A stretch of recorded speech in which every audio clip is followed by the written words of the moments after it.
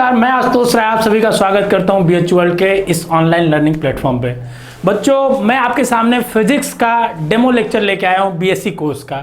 जैसा कि आपको पता है, बीएससी कोर्स में बीएससी बायोलॉजी में फिजिक्स केमिस्ट्री बायोलॉजी होता है, बीएससी मैथ्स में फिजिक्स केमिस्ट्री मैथ होता है और एग्रीकल्चर में भी आपका फिजिक्स आता है। तो फिजिक्स बहुत इंपॉर्टेंट है बीएससी मैथ और बायोलॉजी वालों के लिए खासकर।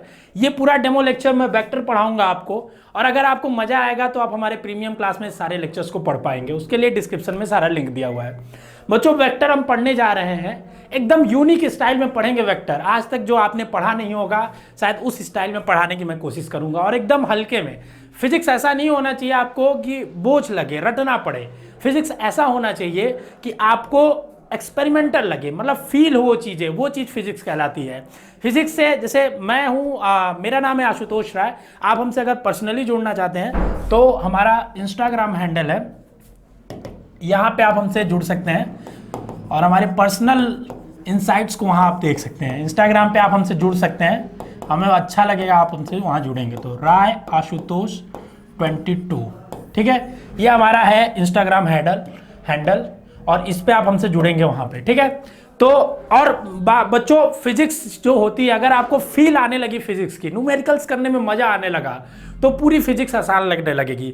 बच्चे अक्सर भागते हैं फिजिक्स से क्योंकि उनको न्यूमेरिकल्स कठिन लगता है। क्यों कठिन लगता है? देखिए, फिजिक्स करने के एक ही फंडे हैं, बस एक ही फंडा है, बिल्कुल आसान फंडा है कि क्वेश्चन जब भी पढ़ो तो हमेशा क्वेश्चन से पूछो। क्वेश्चन तुमसे पूछे उससे पहले तुम क्वेश्चन से पूछो कि तुम क्या बता रहे हो मुझे, तुम क्या बता रहे हो मुझे। तो क्वेश्चन से तुम सबसे पहले पूछोगे। मान लो अगर तुम्हें कोई क्वेश्चन दिखता है, ठीक है, इसको मैं हटा के ऐड करता हूं,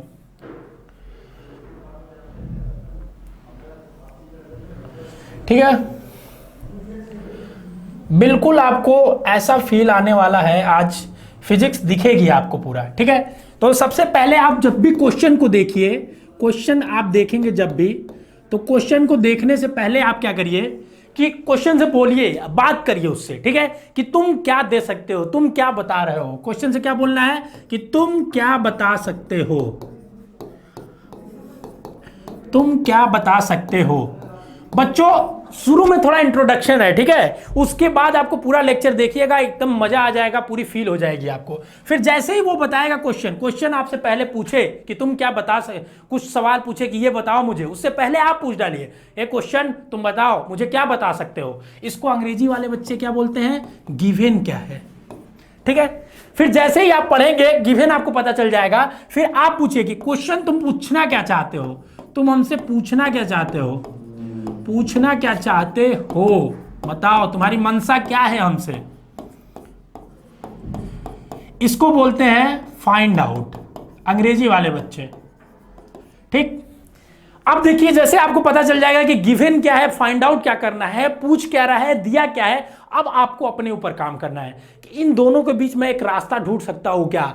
इन दोनों के बीच मुझे सिर्फ एक रास्ता ढूंढना है सर, और वो रास्ता मुझे पता है, वो रास्ता फॉर्मूले से होके गुजरता है, वो रास्ता कंसेप्ट से होके गुजरता है, और तो और सर वो जो रास्ता है ना, वो कुछ ट्रिक्स से होके गुजरता है, ठीक। पूरी ट्रिक्स पे भी पढ़ाऊंगा चीजें, सब कुछ बताऊंगा, कंसेप्ट समझना ज्यादा जरूरी है, ठीक है। तो क्वेश्चन जब भी आपके सामने आए, क्वेश्चन कुछ बोले उससे पहले आपको पूछ देना है कि तुम क्या बता सकते हो, तुम क्या पूछ रहे हो। हमको उन दोनों में बस एक संबंध बना देना है। उस संबंध को, जैसे शादी ब्याह होता है तो देखे ना कि दो वर पक्ष और वधु पक्ष के बीच में एक संबंध बनाने वाले को अगुआ कहते हैं। तो वैसे वो अगुआ जो है, ये सब अगुआ है आपके, ठीक है, ठीक। शादी वादी देखे होंगे तो समझे होंगे, अभी तो किए नहीं होंगे आप लोग, ठीक है। तो देखिए, आप देखिए, इनको जानते होंगे, फिजिक्स लवर थे बहुत बड़े, आइंस्टीन। ऐसे देख रहे हैं, इनको आप देखते जाइए, जूम इन करते जाइए, कितना मजा आ रहा है, ऐसे ही पूरी मजा आने वाली है, ठीक है। तो वेक्टर्स पढ़ेंगे हम आज। वेक्टर्स पढ़ने से पहले थोड़ा सा आपको उसकी कहानी को बताते हैं कि वेक्टर्स पढ़ने का हमको ऑब्जेक्टिव है, तो उसमें हम क्या क्या पढ़ेंगे। जब हमारे आप प्रीमियम कोर्स को लेंगे या हमारी पूरी कोर्स को देखेंगे तो उसमें हम वेक्टर्स को पढ़ेंगे, तो पहले समझेंगे वेक्टर और स्केलर चीज क्या होती है, एक नया नाम क्या है, ठीक है। और एक चीज आपको बता दूं, जब आप एनसीईआरटी खोलेंगे या कोई भी किताब खोलेंगे, उसमें वेक्टर नाम का कोई चैप्टर ही नहीं दिया रहेगा। तो बोलेंगे सर आप ये पढ़ा के रहे हो जब इसका चैप्टर ही कहीं नहीं दिया हुआ है। इसलिए पढ़ा रहे हैं कि पूरी मैकेनिक्स आधी से ज़्यादा फिजिक्स इसी पे बेस्ड है। अगर जो बच्चे का, मैं गारंटी से कह सकता हूँ, जिस बच्चे ने वेक्टर अच्छे से पढ़ लिया उसको आधी से ज़्यादा फिजिक्स यहीं पे आ गई। तो यही चीज़ होता है, वेक्टर अगर जिसको आ गया मैकेनिक्स से उसको कभी नहीं भागना पड़ेगा, उसको काइनेमेटिक्स से नहीं भागना पड़ेगा, उसको न्यूटन्स लॉ के क्वेश्चन से नहीं भागना पड़ेगा, उसको वर्क एनर्जी पावर के क्वेश्चन से नहीं भागना पड़ेगा। तो बिल्कुल ये चैप्टर कहीं दिया नहीं रहेगा, एनसीईआरटी में थोड़ा सा कोने में दिया है, उसको हम एलाबोरेट करके पढ़ेंगे, अपने हिसाब से पढ़ेंगे जो हमारे लिए वेटेज ज्यादा रखता है। ठीक है, फिर हम पढ़ेंगे वेक्टर को जोड़ने का तरीका, फिर वेक्टर के मल्टीप्लाई करने का तरीका, स्केलर से, वेक्टर से, जीरो वेक्टर क्या होता है पढ़ेंगे, रिजोल्यूशन ऑफ वेक्टर के बारे में, स्केलर और वेक्टर प्रोडक्ट के बारे में पढ़ेंगे। ये पूरा हम अपने कोर्स में पढ़ेंगे, अगर वेक्टर पढ़ेंगे तो इतना डिटेल डिस्कशन हम करेंगे। पर अभी हम पढ़ाने जा रहे हैं आपको कि वेक्टर क्या है। जो भी दुनिया में आपकी नंगी आंखों से चीज दिखती है उसको हम फिजिक्स के भाषा में फिजिकल क्वांटिटी कहते हैं। आप हमको देख रहे हैं, हमको नहीं, आप मोबाइल को देख रहे हैं, तो मोबाइल क्या है आपके लिए, फिजिकल क्वांटिटी है। आपके बगल में एक पेन है, कि जब भी पहले बता दूं आप हमारा लेक्चर करिए तो आराम से डेमो लेक्चर ही करिए। ठीक है, ये डेमो लेक्चर है आपके लिए, इसको आप देख के एंजॉय करिए। ठीक है, फिर भी आप इसका नोट्स बनाइए। मैं चाहूंगा कि हर बच्चा जो देखे इसको नोट्स बनाए, ताकि उसको पता रहे कि मैंने ये आशुतोष सर से ये पढ़ी थी तो उनसे ये चीज अच्छी लगी थी हमको, वो कंसेप्ट उसको कभी एग्जाम में आए तो वो कर ले जाए, ये मैं चाहता हूं। ठीक है, तो जो भी आप अपनी नंगी आंखों से चीजों को देख पाए वो क्या है, फिजिकल क्वांटिटी है। डेफिनेशन के लिए कोई भी चीज है आपकी फिजिकल चीज है उसको क्या बोलते हैं, फिजिकल क्वांटिटी कहते हैं। समझने की भाषा में समझिए। तो पूरी दुनिया में जितनी फिजिकल क्वांटिटीज थी उसको हमने दो भागों में बांटा। कितने भागों में बांटा, दो भागों में। पहला था हमारा स्केलर क्वांटिटी, दूसरा था हमारा वेक्टर क्वांटिटी। ये किस बेसिस पे हम इसको डिवाइड किया, इस चीज को समझना बहुत जरूरी है। जैसे आप अगर देखेंगे पूरे इंसान का अगर हम वर्गीकरण करते हैं, मान लीजिए जैसे आपके सामने 100 लोग हम छोड़ दें, 100 लोगों के बीच में आपको खड़ा कर दें, बोले इनको थोड़ा इकट्ठा करो एक एक जगह, तो सबसे ज्यादा इकट्ठा करने का तरीका यही होता है, पहले हम देखते हैं लड़के एक तरफ कर लेते हैं, लड़कियां एक तरफ कर लेते हैं। ठीक है, फिर हम देखते हैं लड़कों में जो लंबे वाले हैं एक तरफ, साइड छोटे वाले एक तरफ, इसी तरह से क्लासिफिकेशन हम करते जाते हैं। ठीक है, तो वेक्टर क्वांटिटी और स्केलर क्वांटिटी का जो क्लासिफिकेशन था वो डायरेक्शन के बेसिस पे था। डायरेक्शन मतलब दिशा, हाँ वही वाली, लड़की दिशा पटानी नहीं, दिशा पढ़ने वाला। समझिए, कोई भी चीज आप अपने अगल बगल देख रहे हो, कोई भी चीज आप अपने अगल बगल देख रहे हो जो आप नाप सकते हैं। जैसे समझने की थोड़ा कोशिश करिए, जैसे आपने घड़ी देखा होगा कभी, ठीक है, तो घड़ी जब आपने देखा होगा तो घड़ी आपसे कोई अगर पूछता है कि कितने बजे, तो आप क्या बताते हैं, 5 बजे। क्या बताते हैं, 5 बजे। कितने बजे, जैसे आप बोलेंगे ए मुकेश कितने बज रहे हैं बताओ, तो आप बोलेंगे सर 5 बज रहे हैं। ठीक है, जैसे थर्मामीटर आपने बहुत लोगों ने देखा होगा, अगर बीमार हुए होंगे तो कोरोना में तो सभी ने देखा था। ठीक है, तो थर्मामीटर जब आप देखेंगे तो उसमें जब कोई पूछा कि इनका टेम्परेचर कितना है, आजकल कहीं जाइए तो वो तुरंत आपका पहले टेम्परेचर नापते हैं, तो क्या बोलेंगे आप, 37 डिग्री सेल्सियस है। ठीक, किसी इंसान को मैंने खड़ा कर दिया, हम ही को खड़ा कर दिया, हमसे बोले कि सर आप अपनी हाइट बताइए, मैं अपनी हाइट नहीं बता सकता, पर आप अपनी हाइट बताएंगे तो अंदाजा लगाएंगे कि सर मेरी हाइट है 6 फुट। ठीक है,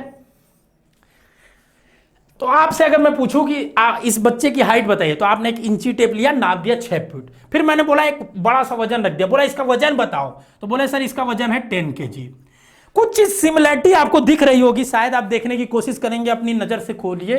ठीक है, तो बोलेंगे सर हमने जो बोला डिस्क्रीट क्वांटिटी बताई। डिस्क्रीट क्वांटिटी मतलब मैंने एग्जैक्ट नंबर बताया सर। ठीक है, कि हमने बोला कोई भी चीज की घड़ी कितने बज रही है, 5 बज रही है। ठीक है, टेम्परेचर कितना है, 37 डिग्री सेल्सियस है। फिर मैंने बोला कि वजन कितना है, 10 किलो है। फिर मैंने बोला कि आदमी की हाइट कितनी है, तो बोला 6 फीट है। पर अगर मैं आपसे पूछूं कि बनारस किधर है, तो आप बोलेंगे किधर है। आपसे बोलूं बनारस यहां से किधर है, मान लीजिए कितना दूर है, तो आप क्या बोलेंगे कि मान लीजिए आप कहीं भी बैठे हो, वहां से बोलेंगे 100 किलोमीटर है। पर अगर आप बस 100 किलोमीटर बोलते हैं तो ये गलत है, फिजिक्स की नज़र से गलत है। ठीक है, नॉर्मल जीवन में आपसे कोई अगर पूछता है बेटा बता दो बनारस की दूरी यहाँ से कितनी है, तो आप 100 किलोमीटर बोल दिए, सही है उनके लिए। पर अगर हम फिजिक्स पढ़ रहे हैं, फिजिक्स की दुनिया में इसे गलत माना जाता है, क्योंकि आप बनारस 100 किलोमीटर में है। अगर आप मान लीजिए इस सेंटर ऑफ पॉइंट पे बैठे हैं, बनारस आपका इधर है मान लीजिए, तो 100 किलोमीटर इधर भी हो सकता है, 100 किलोमीटर इधर भी हो सकता है, 100 किलोमीटर इधर भी हो सकता है, 100 किलोमीटर इधर भी हो सकता है। तो आपको ये चीज स्पेसिफाई करनी, बतानी बहुत जरूरी है कि वो 100 किलोमीटर किधर है। इस चीज को समझना और बताना बहुत जरूरी है, तभी आप समझ पाएंगे कि किलोमीटर वो जो दूरी है किधर है। तो हम बताएंगे सर 100 किलोमीटर जो है इधर की तरफ दूरी है। किधर की तरफ? अभी हम नॉर्थ साउथ ईस्ट नहीं बता रहे हैं, ऐसा मत समझो कि मुझे डायरेक्शन नहीं आता है, ठीक है। बस हम बोलेंगे कि सर इधर की तरफ है। किधर की तरफ है? इधर की तरफ। तो हम अगर इधर उधर किधर भी बता रहे हैं तो एक डायरेक्शन साथ में जोड़ रहे हैं, ठीक है। हम एक वैल्यू तो बता ही रहे हैं कि 100 किलोमीटर है। क्या है? एक 100 किलोमीटर वैल्यू है, 100 किलोमीटर एक वैल्यू है, पर इसके साथ हम एक डायरेक्शन को भी जोड़ रहे हैं। पर क्या हमने ये बताया कि घड़ी में 5 बज रहा है सर इधर की तरफ, इधर या उधर हर जगह 5 एक ही बजेगा, ठीक है। 5 ये नहीं ना हमने बताया कि सर 37 डिग्री था उधर की तरफ, कभी ये तो नहीं बताया सर मेरी हाइट मैं आशुतोष राय मेरी हाइट है 6 फीट उधर की तरफ। 6 फीट आप ऐसे नापिए या ऐसे नापिए, कोई फर्क नहीं पड़ता है, ठीक है। अगर खासकर इंसान की हाइट की बात करते हैं, ठीक है। वजन का मैं बताता हूं कि 10 किलो है इधर की तरफ। तो डायरेक्शन की जब हम बात करते हैं, हमें जब बताना पड़ जाए किसी चीज को डिस्क्राइब करने के लिए, जैसे मैंने ये मेरे पास मोबाइल है, मैंने बोला मोबाइल का वजन आधा kg है, तो इसमें हम कोई डायरेक्शन नहीं बता रहे हैं। पर अगर हम मोबाइल ऐसे पटक के मारते हैं किसी को, तो मैं बोलूंगा मोबाइल को मैंने फेंका उधर की तरफ, तो फेंकने के लिए हमने क्या बताया? डायरेक्शन। तो डायरेक्शन की जब बात करेंगे तो वहां वेक्टर क्वांटिटी की बात करेंगे, और जब बस वैल्यू की बात करेंगे तो स्केलर क्वांटिटी की बात करेंगे। समझ में आया बच्चों? इस चीज को एक बार और फ्रेश माइंड समझिए कि जब भी मेरे सामने कोई चीज, कोई वस्तु, कोई सामान, कुछ भी आके खड़ी हो जाए, मैं उससे पहले पूछूंगा क्या तुम मुझे डायरेक्शन बता सकती हो? अगर तुम मुझे डायरेक्शन बता सकती हो इसलिए क्योंकि फीमेल से बात करेंगे तो अच्छे से जवाब देगी, ठीक है। तो अगर आप सकती हो बोलेंगे कि क्या मुझे आप डायरेक्शन बताएंगी, जैसे मान लीजिए एक साइकिल से आदमी चल रहा था, ठीक है, वो बहुत दूर से कहीं से आ रहा था, ठीक है। गांव देहात में जो बच्चे होंगे वो जानते होंगे, बोरिंग वोरिंग बोलते हैं, पंप सेट से आ रहा था, ठीक है। आपने उसने पूछा कहां से आ रहे हो, तो उसने बोला 100 किलोमीटर दूर से आ रहा हूं मैं, ठीक। तो उसको आप बोलिएगा कि तुम गलत बोल रहे हो, 100 किलोमीटर दूर से तुम नहीं आ रहे हो, ये तो गलत जवाब है तुम्हारा। तो बोलेगा मैं नापा हूं पूरा 100 किलोमीटर। तो बोलेगा नहीं, 100 किलोमीटर किधर से आ रहे हो? इधर से आ रहे हो, इधर से जा रहे हो, उधर से आ रहे हो, नॉर्थ से आ रहे हो, साउथ से आ रहे हो, ईस्ट से आ रहे हो, डायरेक्शन तो बताओ भाई। फिर मैं कैसे पता कर रहा हूं? अगर मान लीजिए मुझे रिट्रेस करना पड़े, उसी पास पे दोबारा जाना पड़े, तो मैं नहीं जा पाऊंगा क्योंकि मुझे डायरेक्शन ही नहीं पता है, तो मैं कैसे जाऊंगा उस चीज को, ठीक है।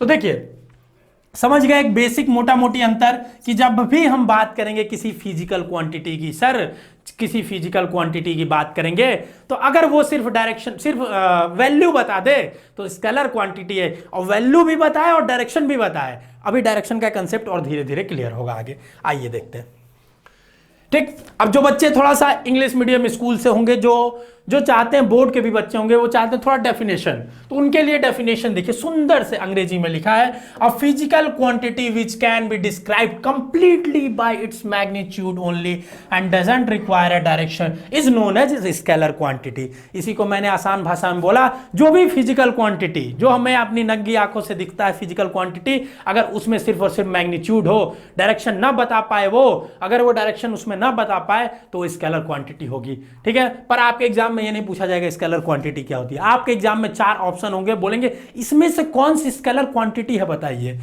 पूरा पढ़िए जितना भी, उसमें एक चीज हमेशा ऑब्जेक्टिव क्लियर करके पढ़िए कि हमको अगर क्वेश्चन इसमें से कहां से आ सकता है, ठीक है। पहले पढ़िए एक छात्र की तरह समझने के लिए, फिर जब दोबारा उसको एक बार सोचिए तो एक एग्जामिनर की तरह कि यहां से सवाल कहां से उत्पन्न हो सकता है। तो देखिए बोला it obeys the ordinary rules of algebra, algebra के जो नियम है उसी को ये फॉलो करता है, ठीक है। तो स्केलर क्वांटिटी लेंथ होती है, ठीक है। किसी से मैंने बोला 5 फीट लेंथ थी हमारी, 5 फीट, 5 फीट का मैं नहीं हूं, मैं 6 फुट का हूं अप्रॉक्स, तो ठीक है। मैंने बोला 6 फीट, तो 6 फीट हमारी लेंथ थी बच्चों, ठीक है। वॉल्यूम की बात करेंगे, कोई बोला कि ये 5 वॉल्यूम की अगर बात करेंगे, मान लीजिए जैसे कोई स्क्वायर ले लीजिए, ठीक, सुंदर सा स्क्वायर बना दिया मैं, देखिए तुरंत। तो कोई स्क्वायर बोल दे अगर, मान लीजिए बोले अगर, तो इसका क्या बोलेंगे 8 सेंटीमीटर क्यूब का है, तो इसका वॉल्यूम बताएंगे तो भी है। मास की बात करेंगे, टेम्परेचर की बात करेंगे, टाइम की बात करेंगे, अभी बताया मैंने एग्जांपल। स्केलर क्वांटिटी तो सर अच्छे से समझ में आया, थोड़ा सा डायरेक्शन वाली फील समझिए सर, फील को समझाइए, अभी आगे आएगा। वर्क, एनर्जी, ये सारी क्वांटिटी, क्वेश्चन आपसे ये बन के आएगा, which of the following is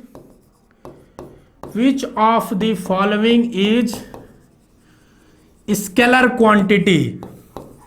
अब जैसे ये बोले और क्वेश्चन आए आपके दिमाग में, आशुतोष सर आए, अगर ये क्वेश्चन आए तो वेक्टर आने से पहले आशुतोष सर आए, ठीक है, मेरा चेहरा आया और ये पढ़ाते हुए कि मैंने स्केलर पढ़ाया था, इसमें बताया था कि लेंथ बोल दिया, वॉल्यूम बोल दिया और मास बोल दिया, और चौथा ऑप्शन ऑल ऑफ दिस कर दिया। तो जैसे क्वेश्चन आया, पहले मेरा दिमाग में आपके मेरा चेहरा आया और फिर ये वेक्टर आए कि सर ने बोला था कि डायरेक्शन नहीं है उसमें, सिर्फ और सिर्फ मैग्नीट्यूड है, उसकी बहुत ही कम औकात है, वो एकदम गरीब किस्म का प्राणी है मान लीजिए, उसके पास डायरेक्शन है ही नहीं। ठीक है, तो डायरेक्शन नहीं है तो आपका क्या है, ये ऑल हो जाएगा। जितनी सारी क्वांटिटी है, जो बच्चे थोड़ा सा याद करने में काफी अच्छे सक्षम होंगे वो याद कर लेंगे अच्छे से, क्योंकि इतनी क्वांटिटी आपके सिलेबस में है। ठीक है, आइए अब वेक्टर क्वांटिटी की बात करते हैं। सर डेफिनेशन क्यों दिखा रही है, तो पढ़ाई दिए हैं, बताई दिए, physical quantity which requires magnitude and particular direction when it is expressed. जब भी इसकी बात करेंगे डायरेक्शन हमेशा बताएंगे। ठीक है, जैसे मान लीजिए एक चीज और समझिए, जैसे इंडिया में अगर हम बात कर लें, जैसे आप कहीं जाएंगे, विधायक सांसद लोगों का बहुत भौकाल है, तो अगर कोई बोल दे कि हमारे चाचा विधायक हैं तो वो गलत बोल रहा है, जैसे आप बोले तो फिजिक्स की लैंग्वेज में गलत बोल रहा है। वैसे ये मजाक के लिए मैं बता रहा हूँ, ठीक है, विधायक की बात नहीं है, फिजिकल क्वांटिटी की बात करेंगे। ठीक है, तो बोलेंगे कि किस कॉन्स्टिट्यूंसी से विधायक है ये बताइए। ठीक है, किस आपके वो जो क्षेत्र, किस क्षेत्र से विधायक वो बताइए हमें। तो वैसे ही फिजिक्स में जब हम बात करेंगे फिजिकल क्वांटिटी की, तो अगर फिजिकल क्वांटिटी वो बताए तो बोलिए ये बताओ इसका डायरेक्शन है कि नहीं, तो बोल दे नहीं यार इसका डायरेक्शन ही नहीं, तो ठीक है स्केलर में चला जाएगा, डायरेक्शन है तो वेक्टर में चला जाएगा। ठीक है, समझ गए वेक्टर क्वांटिटी को, समझे कि नहीं समझे, कमेंट करके बताइए। और बच्चों इसमें कमेंट करके आप अपनी प्यार को जाहिर करिए कि हाँ कैसा लग रहा है ये लेक्चर, कितना आनंद आया नहीं आया, ये सब बताइए, तभी और डेमोज लेक्चर हम डालेंगे आपके लिए। ठीक है, अब देखिए वेक्टर क्वांटिटी थोड़ा सा देखिए, फिगर में समझने की कोशिश करिए। वेक्टर क्वांटिटी को हमेशा डायरेक्शन की जरूरत होगी। अब देखिए मैंने ये दिखाया है, एक रिप्रेजेंटेशन का तरीका है, इसको आगे अच्छे से समझेंगे। ठीक है, थोड़ी सी चीजें कुछ आगे की पीछे पढ़ते हैं, पीछे की कुछ आगे पढ़ते हैं। जब एक बार लेक्चर आप पूरा पढ़ लेते हैं, पहली बार पढ़ते हैं तो एक बार फ्लो में देखते जाइए, नहीं समझ में आए तब भी देखिए, और जब खत्म हो तो एक बार रिवर्ट करके दोबारा देखिए, तो चीजें पूरा क्लियर हो जाती हैं। ठीक है, तो ये अभी आगे इसको और डिटेल में पढ़ेंगे। तो ये आपके सामने एक टेल है, ठीक है, हेड, सॉरी ये टेल होता है, ये एक एरो है और उसका ये हेड होता है। ठीक, अगर किसी हम वेक्टर की बात करेंगे तो उसको हम एक इस तरह एरो से दिखाते हैं। किससे दिखाते हैं, रिप्रेजेंट करने का तरीका है, हमको समझाने का तरीका है। हमने और आपने नहीं बनाया, फिजिक्स के बड़े बड़े साइंटिस्टों ने बनाया है, हम तो बस उसको फॉलो कर रहे हैं। तो जिधर इसका हेड रहेगा उधर उसका क्या होता है, डायरेक्शन होता है। तो अगर मुझे कोई भी चीज दिखानी है जो इधर की तरफ हो, इधर की तरफ हो, तो ऐसे दिखाएंगे। कोई भी चीज हो हमको दिखानी इधर की तरफ हो तो ऐसे दिखाएंगे। कोई भी चीज दिखानी हो हमें ऐसे दिखाएंगे। तो जिधर डायरेक्शन दिखाना उधर की तरफ एरो, कोई बोलते उधर से आ रही है तो उधर से एरो बना देंगे। अब कुछ बच्चे कंफ्यूज हो रहे होंगे कि सर जैसे इधर दिखा रहा है मतलब नहीं समझ पा रहे, सर इसी को हम ऐसे भी तो लिख सकते थे। कुछ बच्चे कंफ्यूज हो रहे होंगे, नहीं हो रहे तो मैं करूंगा कंफ्यूज आपको। तो देखिए जिधर डायरेक्शन दिखाता, अभी आगे जब बात करेंगे डिस्प्लेसमेंट की, वेलोसिटी की, एक्सेलरेशन की, तब आपको समझ में आएगा कि जिधर हम जा रहे हैं, जैसे एक्सेलरेशन बोले 5 मीटर पर सेकेंड स्क्वायर है मेरा एक्सेलरेशन, किधर, इधर की तरफ, मतलब इधर मेरा पॉजिटिव बढ़ते जा रहा है। फिर अगर बोल दे 5 मीटर पर सेकेंड स्क्वायर है किधर, इधर पीछे की तरफ, तो मतलब पीछे की तरफ एक्सेलरेशन लग रहा है। समझ रहे हैं, जिधर डायरेक्शन बोले। और इसको रिप्रेजेंट करने के लिए ये जितना बड़ा होता है उसका मैग्नीट्यूड मान के चलते हैं। ठीक है, ये बस एक दिखाने के लिए कि अच्छा लगे आपको एक ऐसा थोड़ा। ठीक, इसको थोड़ा सा ये मैथ वाले बच्चे समझ रहे होंगे, कोऑर्डिनेट प्लेन में दिखाने की कोशिश करेंगे तो एक वेक्टर होगा, इस वेक्टर को हम रिप्रेजेंट करेंगे इस तरह से। ठीक है, अगर उसको मान लीजिए 0 एक्सिस पे लाके दिखाएंगे तो एक कोऑर्डिनेट प्लेन में थोड़ा दिखाने का तरीका है। समझिए, थोड़ा फील लीजिए अभी। ठीक है, सर ये सब क्या बता रहे हैं, ये सब कभी सवाल आता है क्या, नहीं आता है, लेकिन आपको समझना पड़ेगा। क्यों, क्योंकि आगे जो है वो आता है और वो इसी पे बेस्ड है। आगे देखिए कुछ वेक्टर की प्रॉपर्टीज को पढ़ लेते हैं। पहले तो सर यही प्रॉपर्टी है कि उसके पास क्या होनी चाहिए कि एक डायरेक्शन होना चाहिए, must have direction, must have direction. ठीक, दूसरी बात वो वेक्टर अलजेब्रा रूल को फॉलो करना चाहिए। जैसे समझिए बात को, अगर मैं आपको 5 किलो का कुछ दूं और 3 किलो का कुछ दूं, बोलो बच्चा कितने किलो तुम्हारे पास है, तो आप बोलेंगे सर 8 किलो का मास हमारे पास आ चुका है। पर अगर वेक्टर में ऐसे 5 + 3 नहीं जोड़ते हैं, क्योंकि उसमें डायरेक्शन है ना, 5 इधर होगा 3 इधर होगा, तो तीनों को जोड़ नहीं पाएंगे। तो उसमें क्या करते हैं, वेक्टर में इस तरह से नहीं जोड़ पाते हैं बच्चों, उसका अलग एडिशन का लॉ होता है, उसको बोलते हैं vector law of algebra, vector law of algebra बोलते हैं उसको। क्या बोलते हैं? वेक्टर लॉ ऑफ अलजेब्रा बोलते हैं। ठीक है, आगे पढ़ेंगे इसको चीजों को। तो वो क्या करना चाहिए? वेक्टर क्वांटिटी वो होगी जिसके पास वैल्यू हो, जिसके पास मैग्नीट्यूड हो, जिसके पास डायरेक्शन हो, और साथ में साथ क्या, वेक्टर लॉ ऑफ एडिशन को भी फॉलो करना चाहिए। वेक्टर लॉ ऑफ एडिशन आगे पढ़ेंगे। ठीक है, अब vector is represented by line headed with arrow. अब पीछे ही बता दिया सर ये तो कि एरो से उसको रिप्रेजेंट करते हैं, और एरो जिधर रहेगा, जिधर एरो का हेड रहेगा उधर ही क्या होता है, उसका डायरेक्शन होता है जाने का। Its length is proportional to its magnitude. माना जाता है कि कोई वेक्टर का वैल्यू अगर लेंथ इतना बड़ा, इतना जैसे मान लीजिए ये इतना बड़ा वेक्टर, छोटा वेक्टर, इसका एक छोटा भाई और इसका एक छोटा भाई। अब बोल दिए मान लीजिए कि कौन सा वेक्टर बड़ा है, तो जिसका ये लेंथ बड़ा रहेगा उसको हम उसका मैग्नीट्यूड बड़ा मानेंगे। एक रिप्रेजेंटेशन का तरीका है। ठीक है, तो इसका छोटा है, इसका और छोटा है तो छोटा मानेंगे। इस तरह से ये तरीका है समझने का। ठीक, due to rotation of vector quantity its value changes. ये बहुत इंपॉर्टेंट चीज है और इससे सवाल आ जाते हैं। थोड़ा सा इसको घुमा के आगे सवाल पूछेंगे। जैसे देखिए, अगर कोई वेक्टर इस तरह से है बच्चों, तो अगर आप इसको थीटा एंगल से बदल दे, जैसे इसका डायरेक्शन इधर कर दे। अब सोचिए कोई इधर चीज थी उसको इधर कर दिए, तो उसका डायरेक्शन बदला कि नहीं बदला? बदला कि नहीं बदला? बताओ। अगर डायरेक्शन बदल गया तो उसकी नियत ही बदल गई। नियत ही बदल गई बच्चों। ये इधर देख रहा था, अब इधर देखने लगा, तो नियत ही बदल गई उसकी, तो ये वेक्टर ही बदल गया। ये दूसरा वेक्टर हो जाएगा और ये वेक्टर बोलेंगे सर वही वेक्टर था, हमने बस उसको थोड़ा सा घुमा दिया सर और कुछ नहीं, गलती से घूम गया। तो बोलेंगे गलती से भी घूमा है अगर, तो भी ये वेक्टर अलग हो गया। तो वेक्टर को घूमने नहीं छोड़ना है। ठीक है, बांध के रखना है। हाँ, घूमने छोड़ सकते हैं। अगर वेक्टर ऐसे है तो पैरेलली इसको यहां ला दीजिए, यहां से उठा के इसको चलिए और पीछे ला दीजिए, इसको यहां ला दीजिए। मतलब पैरेलली आगे पीछे नीचे ऊपर ला सकते हैं। घूमने के लिए नहीं छोड़ेंगे इसको, नहीं घूमेगा तो आवारा बन जाएगा और अपना घूम घूम के इधर उधर निकल जाएगा, फिर आप पकड़ नहीं पाएंगे, बहुत आगे बढ़ा जाएगा। समझने की कोशिश करिए। वेक्टर को रिप्रेजेंट करने का तरीका हमने आपको बता दिया। एरो से रिप्रेजेंट करते हैं। जिधर एरो का हेड हो बच्चों, उधर क्या डायरेक्शन होगा वेक्टर का। ठीक है, जैसे मानिए एक ए है, जो ए वेक्टर है, ये वेक्टर है। ठीक है, इस तरह से बना हुआ एक वेक्टर है। ठीक, इसके इधर वाले टेल वाले पॉइंट को पी बोल रहे हैं और इधर वाले पॉइंट को क्यू बोल रहे हैं। पेन का कलर चेंज करिए सर। इस वेक्टर को हम ऐसे बोल रहे हैं ए वेक्टर। सर इसके ऊपर एक छतरी क्यों लगा रहे हैं? ये तरीका है रिप्रेजेंट करने का। ठीक है, इस वेक्टर को कभी कभी किसी वेक्टर को लिखते हैं तो उसका मान लो ये लिखेंगे, उसके ऊपर एक छोटा सा एरो बनाते हैं, छोटो सा नन्नू सा। ठीक है बच्चों, तो ए वेक्टर ऐसे लिखेंगे, या इसको पी क्यू वेक्टर भी लिख सकते हैं। पी उसका ये और इसके ऊपर भी एक लाइन खींचेंगे, तो ए वेक्टर लिखिए या पी क्यू वेक्टर लिख लीजिए, दोनों बराबर है। समझ गए बच्चों? जैसे मान लीजिए तुमसे पूछूं मैं कि ये वेक्टर है, ठीक है, ये मान लीजिए आर, ये एस, इसको क्या लिखेंगे आप? R S vector. हमेशा पहला जो होगा वो टेल वाला होगा, पहला जो होगा वो टेल वाला, दूसरा जो होगा हेड वाला। P Q R S. अच्छा छोड़िए सर, ये बताइए ये वेक्टर कौन सा है? A B. बोलेंगे सर सिंपल है, ए बी वेक्टर है, क्योंकि सर टेल वाला हम पहले लिखते हैं, टेल वाला उठाया ए लिख दिया, बी, ए बी वेक्टर इसको बोलेंगे। इसके उसको मान लीजिए ओवर, इसकी वैल्यू कुछ हो सकती है। ठीक है, लिखने का तरीका समझ रहे हैं बातों को? ठीक है, घुमा फिरा के दे, सवाल कभी भी गलत नहीं होना चाहिए। ठीक है, वो घुमाए आपको, आप उसमें घूमिए, मजा लीजिए। ठीक है, घूमने पे कभी गलत नहीं होना चाहिए। ठीक है, अब मैग्नीट्यूड की बात करते हैं। जब मैग्नीट्यूड लिखते हैं किसी वेक्टर का तो उसको लिखते हैं इस तरह से, मॉड करके।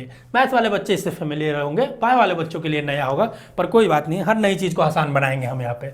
या इसको डायरेक्ट आप ऐसे भी कई जगह लिखता है, मॉड वर्ड नहीं लिखते। जैसे हमारे जैसे लोग आलसी होते हैं तो मॉड नहीं लिखते हैं, आप भी नहीं लिख सकते हैं, पर बोर्ड वाले बच्चों को मॉड लिखना चाहिए। ठीक है, तो आप समझ गए ना, कोई एक वेक्टर है अगर ऐसा बना हुआ है तो इसको लिखने का तरीका क्या है? ए, इसके ऊपर एक छोटू सा नन्नू सा एरो। ठीक है, इसका मैग्नीट्यूड लिखना होगा तो इसका क्या करेंगे? एक डिब्बा में इसको बंद कर देंगे, इस तरह से इस वेक्टर को डिब्बा में बंद कर देंगे। ठीक, अब ये थोड़ा सा आगे अभी समझ में आएगा चीजों को। ठीक, मैग्नीट्यूड समझ गए चीजों को, ये भी आगे थोड़ा सा समझ में आएगा चीजों को। ठीक, अब दो चीज सर बोले कि बताइए सर, आपने बोला था जो वेक्टर होता है वो आपको जो वेक्टर होता है उसके पास मैग्नीट्यूड और डायरेक्शन दोनों होता है। तो सर अगर आप कोई वेक्टर लिख रहे हैं, मान लीजिए तो ए वेक्टर लिख रहे हैं, तो ये तो इसका मान लीजिए मैग्नीट्यूड आपने बता दिया मैग्नीट्यूड आपने बता दिया ऐसे लिखेंगे। तो सर अगर ये ए वेक्टर है इसका मैग्नीट्यूड ऐसे लिखेंगे। तो सर इसका एक ही पार्ट हुआ ना, दूसरा इसका भाई कहाँ है? डायरेक्शन कैसे लिखेंगे? तो डायरेक्शन को बच्चों लिखने के लिए एक कैप का यूज करते हैं। क्या करते हैं? एक कैप, वो छोटा सा नन्ना सा उसके ऊपर कैप पहना देंगे, ठीक है, छोटा सा नन्ना सा कैप पहना देंगे। तो ये हो गया क्या? मैग्नीट्यूड। ये हो गया डायरेक्शन। और जब मैग्नीट्यूड और डायरेक्शन मिल गए तो उनका हो गया जीवन सफल, बन गया वेक्टर। क्या हो गया? जब मैग्नीट्यूड और डायरेक्शन मिल गए तो जीवन सफल हो गया, वो बन गया वेक्टर, ठीक है। तो यही चीज यहां पे लिखा है। ये आपका मैग्नीट्यूड, ये देखिए यहां पे थोड़ा सा गलत कर दिया है, ठीक है, ये मॉड बनाना चाहिए, ठीक है। तो ये मॉड बना दिया, मैग्नीट्यूड हो गया और ये डायरेक्शन हो गया। तो ये एक वेक्टर, एक वेक्टर किससे मिलकर बनता है? दो कंपोनेंट, एक मैग्नीट्यूड एक डायरेक्शन सर, और दोनों को अगर आप जोड़ देते हैं तो वेक्टर बन जाता है, जो कि यहां पे हम दिखा पा रहे हैं, ठीक है। आइए अगले स्लाइड पर बढ़ेंगे। अगला स्लाइड, यूनिट वेक्टर क्या होता है सर, ठीक है। यूनिट वेक्टर देखिए, समझने के लिए आपको थोड़ा सा चीजें समझनी पड़ेगी, और वेक्टर में हम धीरे धीरे घुस रहे हैं, दर परत घुसते जा रहे हैं धीरे धीरे, ठीक है। तो देखिए यूनिट वेक्टर वो बोलते हैं जिनका मैग्नीट्यूड एक हो। जैसे कोई वेक्टर ले लीजिए, ए वेक्टर बार बार अच्छा नहीं लगता है सर, आप आर वेक्टर लीजिए, इस बार आर वेक्टर लीजिए। आर वेक्टर को सर हम लिखने का तरीका था, हमको आ गया सर, रुके मैं लिखूंगा, रुके मैं लिखूंगा। आर वेक्टर का तरीका है, वीडियो पॉज करेंगे, मैं लिखूंगा, वीडियो पॉज करके लिखूंगा मैं। तो ये मैग्नीट्यूड लिखा सर, और ये इसका डायरेक्शन लिखा। तो मैंने बोला यूनिट वेक्टर वो वेक्टर होता है, मान लीजिए आर वेक्टर को हमको यूनिट वेक्टर बनाना है, तो यूनिट वेक्टर वो वेक्टर होता है जिसका मैग्नीट्यूड का वैल्यू एक होता है। अब ये जो है ना, ये इसको क्या मैंने बोला था? मैग्नीट्यूड, ठीक है। तो मैग्नीट्यूड का वैल्यू मैंने बोला एक होता है, तो R vector is equal to, देखते जाओ, मैजिक, और यहां पे क्या हो जाएगा? मैग्नीट्यूड की जगह एक हो जाएगा, इनटू आर कैप। तो R vector is equal to क्या हो गया? 1 इंटू आर कैप। और एक ऐसी चीज है, उसको कहीं गुणा करो, भाग करो, उससे कोई मतलब ही नहीं, नंबर में चेंज नहीं होता है। मतलब यहां पे R vector is equal to हो गया आर कैप। मतलब यूनिट वेक्टर जो होता है वो आर कैप के बराबर होता है सर। कोई भी वेक्टर का, अगर अब इससे तेज तरार बच्चा तुरंत कैप्चर कर लिया होगा, जो भी तेज तरार बच्चा होगा, जो नहीं किया होगा वो आगे चल के तेज तरार बनेगा, कोई बात नहीं है, ठीक है। तो यूनिट वेक्टर को क्या बोलते हैं? ए कैप बोलते हैं, ए हैट बोलते हैं, ए कैरेट बोलते हैं, ठीक है। क्या बोलते हैं? ये सब नहीं समझना है, हमको समझाइए सर यूनिट वेक्टर, थोड़ा फील दिलाइए। हमने बोला था सर एक वेक्टर है हमारे पास, इस वेक्टर में दो कंपोनेंट, एक है मैग्नीट्यूड एक है डायरेक्शन। एक वेक्टर के दो कंपोनेंट, एक है मैग्नीट्यूड एक है डायरेक्शन। और मैग्नीट्यूड बोला मैंने, यूनिट वेक्टर वो वेक्टर होता है सर जिसका मैग्नीट्यूड एक हो जाए। तो आर, मॉड आर की वैल्यू मैंने एक कर दी। अब ये आर वेक्टर किसके? आर कैप के बराबर हो गया। मतलब सर कुछ नहीं, थोड़ा सा मैं दिमाग लगा पा रहा हूं सर। आर कैप को तो हम क्या कहते थे? डायरेक्शन कहते थे। आर कैप को हम क्या कहते थे? डायरेक्शन करते थे। हम कहते थे सर कि आर वेक्टर जो है उसका मैग्नीट्यूड, उसका वैल्यू जो है मॉड आर है, और आर कैप डायरेक्शन है कि आर वेक्टर किधर है, आर वेक्टर किधर है वो आर कैप बताता है, डायरेक्शन बताता है। तो मतलब सर यूनिट वेक्टर सिर्फ और सिर्फ डायरेक्शन बताता है, ये कहना चाह रहे हैं क्या? बिल्कुल यही कहना चाह रहे हैं, आप समझ गए बातों को। यूनिट वेक्टर जो होता है सिर्फ और सिर्फ डायरेक्शन को रिप्रेजेंट करता है, क्योंकि उसकी मैग्नीट्यूड एक के बराबर होती है। नहीं समझ में आया, दोबारा एग्जांपल लेके समझाऊंगा। देखिए पी वेक्टर लूंगा इस बार। पी वेक्टर का अगर आप थोड़ा सा इलैबोरेट करके लिखेंगे तो क्या आएगा?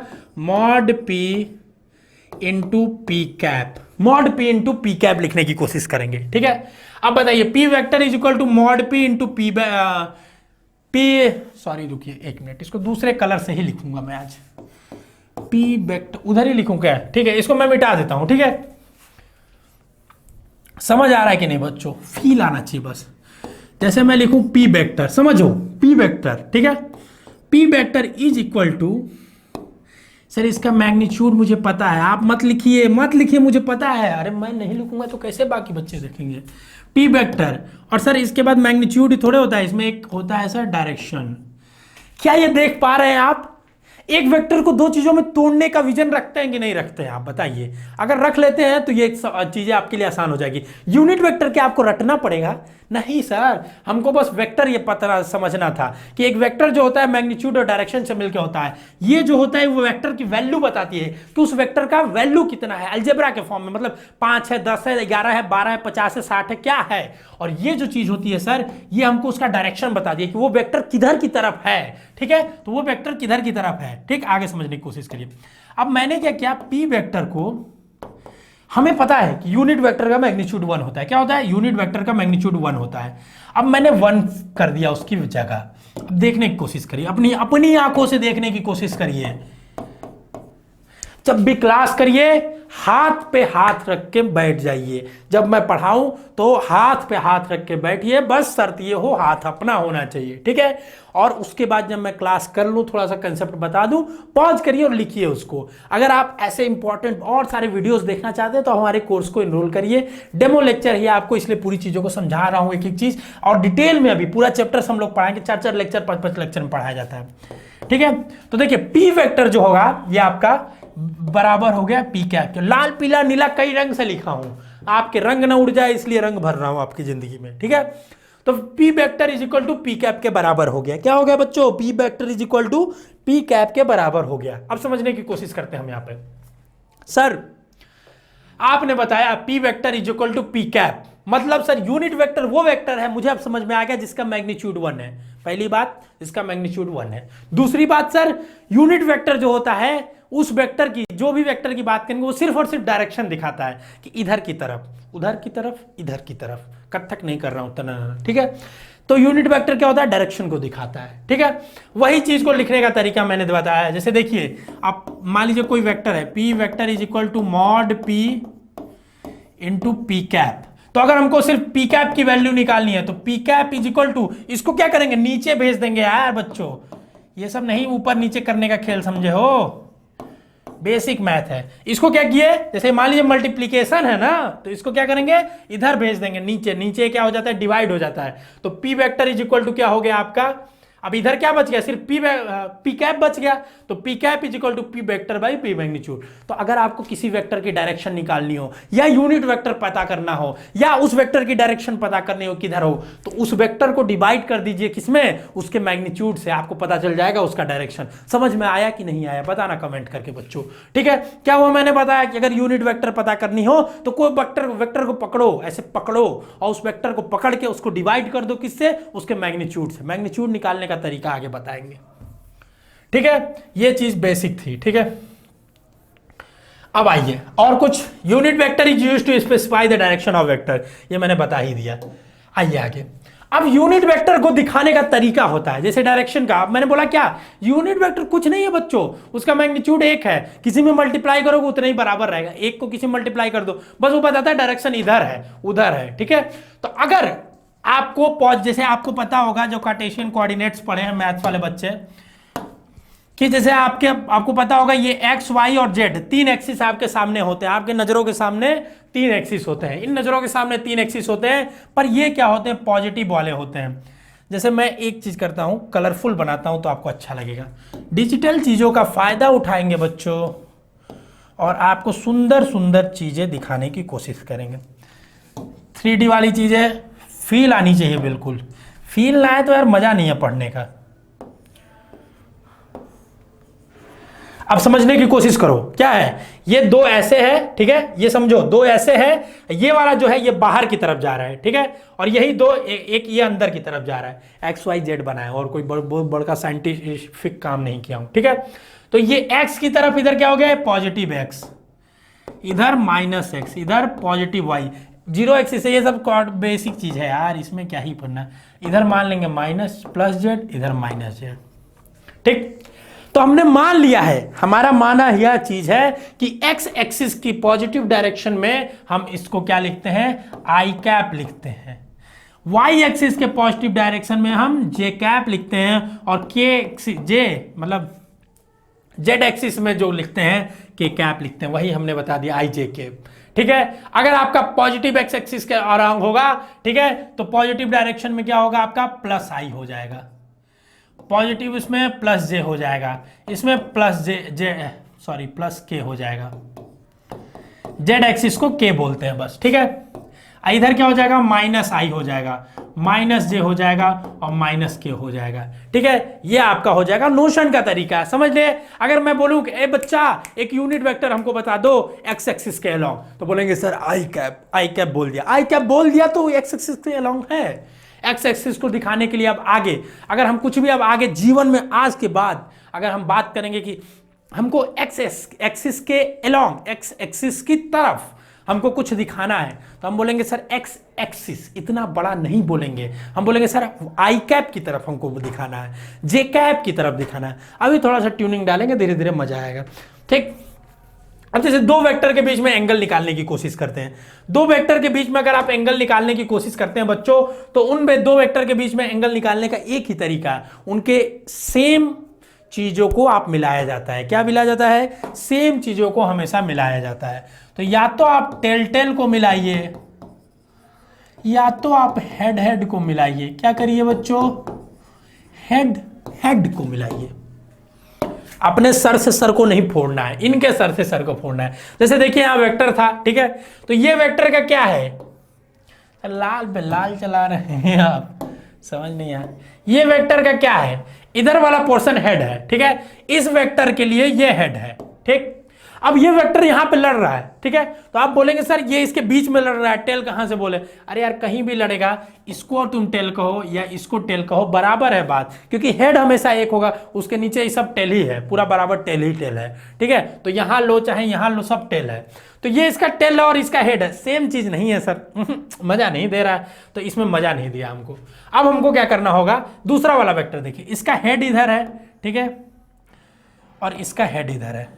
अब देखिए ये हेड इसका फिर यहाँ टेल ही से मिल रहा है, क्योंकि ये टेल ही तो है, हेड तो इधर है, इसका हेड का हेड से मिलन होना चाहिए, टेल का टेल से मिलन होना चाहिए, तब जो एंगल बनेगा उसको एंगल बिटवीन वेक्टर कहते हैं। अब जैसे यहाँ हमको निकालना हो तो क्या करेंगे बताइए? कुछ नहीं करेंगे सर, कुछ नहीं करेंगे, थोड़ा समझने की कोशिश करिए, इसको थोड़ा सा आगे बढ़ाएंगे। हाँ सर आगे बढ़ा देंगे, आप जो कह देंगे कर देंगे। आपने बोला था वेक्टर को हिलाना डुलाना मत, भाग जाता है, उसका वैल्यू बदल जाता है। मैंने बोला था पैरेलली सीधे, आगे पीछे, ऊपर नीचे, कहीं वेक्टर को घुमाओ नहीं होगा, एंगल पे मत वेक्टर को घुमाना। ये गलती मत करना बच्चा कि एंगल पे घुमा के उसको छोड़ दें। आप इसको आगे पीछे ऊपर नीचे भेजिए, कोई दिक्कत की बात नहीं है। एंगल पे कभी वेक्टर को ना घुमाने की गलती करना बच्चा, ठीक है? क्या करना? एंगल पे कभी मत घुमाने की गलती करना इसको। अब जैसे मैंने बोला कि इसको आगे पीछे तो घुमा सकते हैं ना, तो सीधे हम थोड़ा सा आगे बढ़ाएंगे इसको। मैंने थोड़ा आओ बेटा आगे बढ़ो, तो इसको मैंने आगे यहां बढ़ा दिया। अब कुछ देख रहे हैं क्या? ये भी इसका टेल और रेड वाले का भी टेल, कलर बदल लिए तो पता चलेगा। रेड वाले का टेल ये हो गया और ये ग्रीन वाले का टेल होगा, टेल टेल जुड़ गया सर। अब ये जो एंगल बन गया, यही एंगल बिटवीन दो एंगल के बीच में वेक्टर था, दो वेक्टर के बीच में एंगल था। ये वाला एंगल नहीं, ये वाला एंगल होगा। ठीक है, दूसरा समझने की कोशिश करिए, जैसे यहां पे है, ठीक है, इसको थोड़ा और समझिए, इसको भी समझिए। ठीक है, इसको हम क्या करेंगे? इसको भी आगे ले जाएंगे। तो हमेशा वेक्टर को आगे पीछे ऊपर नीचे करके देखेंगे एंगल निकालने के लिए। रामबाण लिखिए, क्या करेंगे? वेक्टर को आगे पीछे ऊपर नीचे करके देखेंगे एंगल निकालने के लिए। अब जैसे यहां टेल टेल के बीच में ये टेल हो गया और इसका भी ये टेल हो गया, तो ये एंगल जो बना ये, ठीक है, एंगल। अब यहां समझिए, थोड़ा आसानी में समझ में आएगा अच्छे से। ठीक है बच्चों, ये दो वेक्टर है, एक वेक्टर ये है, लाल कलम ले लेंगे, जिसका हेड यहां पे है। ठीक है, अब मुझे बताइए, कमेंट करिए बच्चों कि इसके बीच एंगल बिटवीन वेक्टर क्या होगा। ठीक है, ये वेक्टर है, इसका हेड यहां है, तो हमने बोला सर या तो टेल टेल से मिला दो या तो हेड हेड से मिला दो। तो एक बच्चा बोला ठीक है इसको सर आगे कर देता हूं, तो मैं खींच के इसको यहां ले गया, यहां ले गया, तो ये इसका टेल हो गया रेड वाले का, ब्लू वाले का टेल यहां पहले ही था। तो ये जो एंगल आपने दिया है सर गामा, ये इसके बीच का एंगल हो गया। कुछ बच्चे बोलेंगे नहीं सर मजा नहीं आ रहा है, टेल टेल ही बार बार मिलाते, हेड हेड मिला के दिखाइए। तो मैंने बोला पैरेलली इसको लाओ, पैरेलली लाओ, यहां से इसको यहां लाओ, पैरेलली इस वेक्टर को उठाओ, ऐसे लेके आओ, यहां पे ऐसे हेड से हेड को मिला दो, ये जो एंगल बना। पर ये एंगल निकाल पाओगे क्या? यहाँ पे एंगल दिया है ना, तो जब दिया रहे उस हिसाब से अपने सहूलियत के हिसाब से काम करते हैं। जैसे मान लीजिए कोई ट्रेन है, मान लीजिए, ठीक है, कोई ट्रेन क्या होती है, कई स्टेशन से होके गुजरती है, पर हमको तो उतरना उस स्टेशन पे है ना जहाँ पे, जैसे हमको चढ़ेंगे तो उस स्टेशन पे ना जहाँ ट्रेन रुकती हो। कई छोटे मोटे हॉल्ट होते हैं, वहाँ चाहे तो रोक सकते हैं, पर क्या मतलब, वहाँ ट्रेन रुकती ही नहीं है, तो अब कैसे जाएंगे उस स्टेशन पे? बोले हम वहाँ सर इंतजार करें, यहाँ से गाड़ी होकर गुजरती है। तो वैसे जहाँ आपको वैल्यू दिया हो उधर आगे पीछे करिए, ऊपर नीचे करिए। समझ रहे बातों को? ठीक है बच्चों, बच्चों आपके लिए एक गुड न्यूज है कि इस सारा पीडीएफ आपको हम डिस्क्रिप्शन में दे देंगे, ठीक है। आप इसको आराम से देख लीजिएगा, पीडीएफ सारा एंजॉय करिएगा। टाइप्स ऑफ वेक्टर के बारे में बात करते हैं बच्चों, इसको थोड़ा लेटर ऑन बात करते हैं, थोड़ा सा कुछ न्यूमेरिकल्स में करना चाहूंगा, ठीक है। चलिए आइए टाइप्स ऑफ वेक्टर के बारे में बात कर लेते हैं।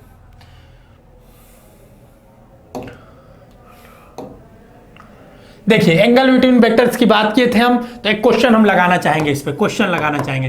ये ए वेक्टर, ये बी वेक्टर, ये सी वेक्टर, ये डी वेक्टर और ये ई वेक्टर। अब बताइए angle between A and B, question angle between B and D, angle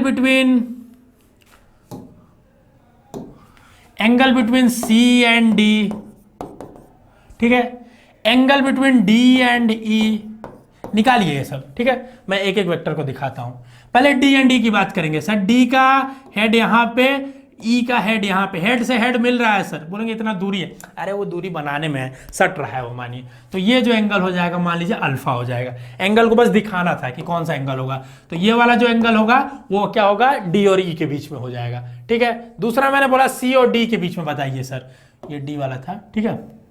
C और डी के बीच में बात करेंगे तो यहाँ देखिए जो एंगल आ रहा है ये इसका हेड है, पर ये इसका टेल है, तो क्या करेंगे, इसको थोड़ा पीछे कर देंगे, इसको सी वाले को पीछे कर देंगे, हेड से हेड मिला देंगे, तो ये जो एंगल बन जाएगा वो कर लेंगे। नहीं कुछ बच्चों को पसंद नहीं होगा तो वो क्या कर सकते हैं, इसको आगे कर दीजिए। अब ये जो टेल टेल में बन जाए वो दोनों जो जैसे आपको निकालना है सहूलियत बने, ठीक है। अब बात करेंगे बी और डी के बारे में। बी और डी जो ये था आपका, फिर देखिए हेड और यहाँ टेल मिल रहा है, तो हेड को आगे कर देंगे बच्चों, टेल टेल को मिला देंगे। नहीं हम ऐसे नहीं करेंगे, तो हम क्या करेंगे, इसको थोड़ा पीछे कर देंगे, तो यहाँ पे ऐसे। तो वेक्टर को आप क्या करिए, ऊपर नीचे आगे पीछे करिए, कोई फर्क नहीं पड़ता है, पर वेक्टर को गलती से एंगल से नहीं घुमाना रे बच्चों। ए और बी आप खुद निकालेंगे, होमवर्क, ठीक है। आइए आगे करते हैं। ये क्वेश्चन थोड़ा सा इनकम्प्लीट है, पर फिर भी हम आपको बताने की कोशिश करेंगे। आइए, एक सर्कल है, इसमें एक यहाँ पे पार्टिकल है, यहाँ पे मूवमेंट कर रहा है, ठीक है। ये पार्टिकल है यहाँ पे मूवमेंट कर रहा है, इसका दो वेक्टर हमें दिया हुआ है, दो वेक्टर है और इन दोनों के बीच सेंटर पे 120 डिग्री बन रहा है, तो बोल रहा है इन दोनों वेक्टर के बीच में एंगल निकालिए। अब देखिए यही हम सेशन को एंड करेंगे। अगर आपने पढ़ा, समझ में आया चीजों को, मैंने सिर्फ एक कंसेप्ट इसमें लगाना है और उसी मेथड से कर ले जाएंगे, ठीक है। तो आपको क्वेश्चन आ जाएगा, इससे एनालाइज कर पाएंगे आप, समझ पा रहे हैं कि नहीं। मैंने बोला था क्वेश्चन में हमेशा पूछो कि तुम क्या दे सकते हो हमको, यहाँ क्वेश्चन में हमेशा पूछो तुम क्या दे सकते हो। तो गिवन ये है कि हमारे पास दो वेक्टर है यहाँ पे और उनके भी सेंटर पे 120 डिग्री एंगल बन रहा है। फिर मैंने बोला उससे पूछो कि तुम हमसे जानना क्या चाहते हो, तुम हमसे जानना क्या चाहते हो, एंगल बिटवीन क्या रहे बच्चों, एंगल बिटवीन टू वेक्टर्स, ठीक है ना बच्चों। देखिए बच्चों, ठीक है मेरे प्यारे बच्चों, अब देखिए दो वेक्टर के बीच में एंगल कितना बन रहा है ये पूछ रहा है। मैंने बोला सर अगर एंगल की बात कर रहा है, इसने थोड़ा मोड़ा कहीं एंगल दिया भी है, दो वेक्टर दिया है, हमारे दिमाग में एक ही चीज आ रहा है, क्या सर, उन दो वेक्टर का अगर एंगल निकालेंगे तो टेल से टेल को मिलाएंगे, टेल से टेल की जोड़ी मिलाएंगे, जो एंगल आ जाए निकाल लेंगे। हेड से हेड को मिलाएंगे, हेड से हेड को मिलाएंगे, जो एंगल आ जाए उसको निकाल लेंगे। पर यहाँ ना टेल से टेल मिल रहा है ना हेड से हेड मिल रहा है, ठीक है। तो वेक्टर तो यहीं पे दिया है, ठीक है। ये तो मान लीजिए मैंने बना दिया, ये भी नहीं दिया रहेगा, ऐसे दिया रहेगा। अब बोलेगा बस कोई स्टेटमेंट बोलेगा, two vector at a centre makes angle 120 degree at centre, what is the angle between vector A and B. ये तो मैंने बना दिया कि यहाँ सेंटर पे मान लीजिए ये ऐसे 120 डिग्री बना रहा हूँ, ठीक।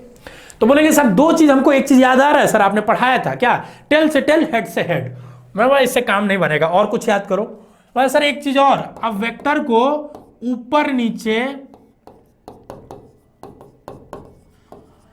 और दाएं बाएं,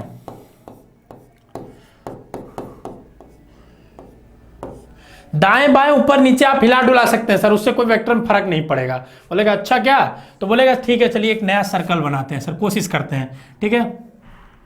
कोशिश करते हैं सर्कल बनाने की। इसमें सर एक वेक्टर आपने ये दे दिया है, ठीक है, और इसके यहाँ से एंगल दिया है आपने दूसरे वेक्टर का, ठीक है।